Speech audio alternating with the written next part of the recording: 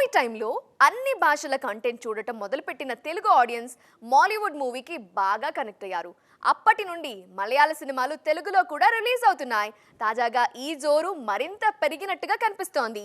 ఇప్పుడు తెలుగు నేల మీద రికార్డుల కోసం పోటీ పడుతున్నాయి మలయాళ మూవీస్. తమిళ సినిమాలు చాలా కాలంగా టాలీవుడ్లో సత్తా చాటుతున్నాయి. కానీ మలయాళ సినిమాలు మన దగ్గర సక్సెస్ అవ్వడం అన్నది మాత్రం ఈ మధ్యే మొదలైంది.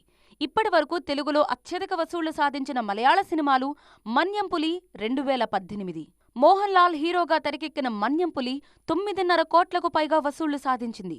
ఇక ఆస్కార్ దాకా వెళ్లిన 2018 10 కోట్ల మార్కును క్రాస్ చేసింది. ఇన్నాళ్లు టాలీవుడ్ మలయాళ సినిమా రికార్డులు ఇవే.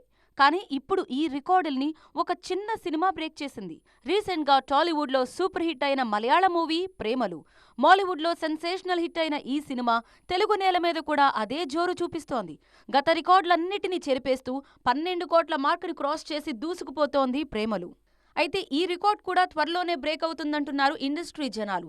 రీసెంట్ టైమ్స్లో మలయాళంలో సెన్సేషన్ క్రియేట్ చేసిన మరో మూవీ మంజుమెల్ బాయ్స్. ఈ సినిమా కూడా త్వరలో తెలుగులో రిలీజ్ అవుతోంది.